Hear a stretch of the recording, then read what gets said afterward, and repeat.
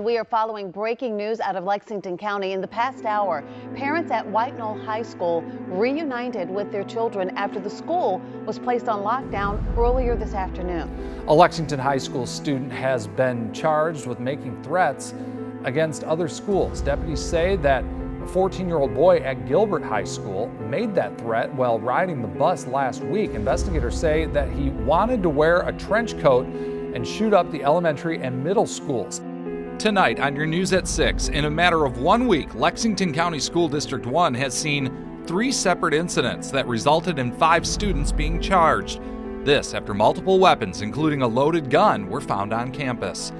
There's only a matter of time before there will be a school shooting. And if we just continue to praise the positive and ignore the negative and really dig down deep and figure out, well, what's going on here?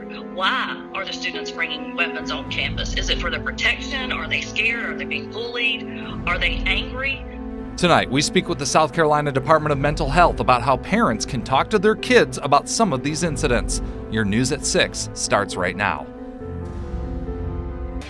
Live from Columbia, this is WIS News 10 at 6.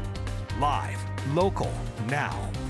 Good evening and thanks so much for joining us tonight for your News at 6. I'm Greg Adeline. Glad to have you with us, everyone. I'm Dondi Mercer-Plank. And yet another Midland student is facing charges tonight after allegedly taking a loaded gun to school today, this time in Richland School District 2. A 17-year-old student at Richland Northeast High School has been charged in that incident.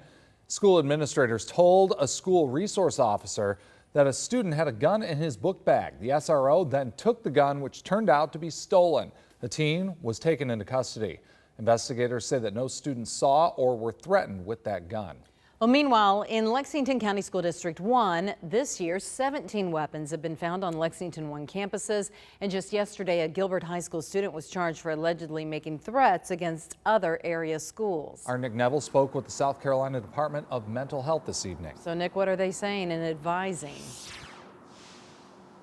Well, Dondi, the Department of Mental Health is saying that listening is paramount in these situations and parents should be open and talk to their kids about these types of incidents. With a number of area schools experiencing lockdowns in recent weeks and school safety top of mind, parents may be having some difficult conversations with their kids. The South Carolina Department of Mental Health says the first step is starting the discussion. Really listen when someone speaks to you about how they're feeling, what they're going through, what they're scared of, what they're concerned about. They also say these types of conversations should be ongoing. Be open, be honest, and start a dialogue and keep it going. And don't just do it when things are bad. Don't just do it when things are stressful. Do it when things seem to be going well, and when there isn't a pandemic, and when there isn't a threat, and when maybe things aren't difficult. Try and foster that open discussion all the time. Well, the department says they cannot speculate on why these particular incidents are happening more frequently. They say there are multiple factors that could be contributing to them. The normal stressors of life have all been exacerbated by so much that's been going on. The pandemic, we had civil unrest, we had politics last year, so many different things.